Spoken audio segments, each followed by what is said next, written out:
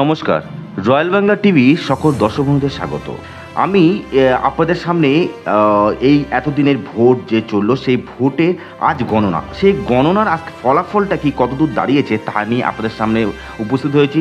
এখন পর্যন্ত জানা গেছে সেটি হলো নিশীথ পরামানিক 5046 ভোটে পিছিয়ে আছেন এবং রাজু বিস্ট তিনি 35,000 ভোটে এগিয়ে আছেন, আর দিলীপ ঘোষ 45,000 ভোটে পিছিয়ে আছেন। সুকান্ত মজুমদার 1,034 ভোটে পিছিয়ে আছেন। রেখা পাত্র 3 লক্ষের ভোটের বেশি পিছিয়ে আছেন বলে এখন পর্যন্ত জানা গেছে। আগামী যা ভোট ফলাফল কতদূর পৌঁছাচ্ছে এবং তা ফলাফল কতদূর আগিয়েছে তা সমস্তটাই আপনাদের সামনে আমরা তুলে ধরবো। তো এখন পর্যন্ত যেই সমস্ত ফলাফল যতটুকু আমাদের সামনে এসেছে তা আপনাদের সামনে তুলে ধরলাম। তো এখন পর্যন্ত ফলাফল এখানে চরম পর্যায়ে চলছে, সেখানে কিন্তু উত্তেজনারও কিছু জায়গা দেখা যাচ্ছে।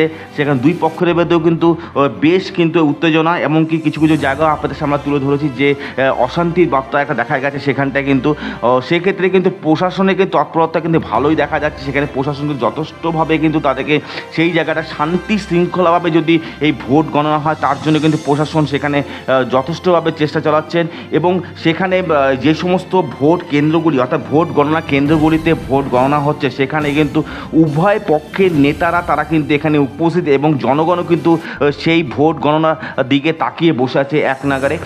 কতদূর পৌঁছাচ্ছে সেখানে কিছু জায়গায় কিন্তু বিজেপি তৃণমূলের দুই পক্ষের দিকে সংঘর্ষ দেখা গেছে, সেগুলো কিন্তু আপনাদের সামনে আমরা তুলে ধরেছি।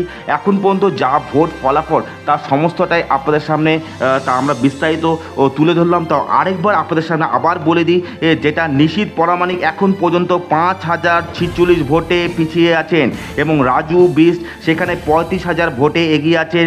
দিলীপ ঘোষ 45,000 ভোটে পিছিয়ে আছেন। সুকান্ত মজুমদার 1,034 ভোটে পিছিয়ে আছেন। রেখা পাত্র 3 লক্ষের ভোটের বেশি পিছিয়ে আছেন বলে এখন পর্যন্ত জানা গেছে। রয়্যাল বাংলা টিভিতে আপনারা সকলেই নজর রাখুন, আরও তুলে ধরবো আপনাদের সামনে।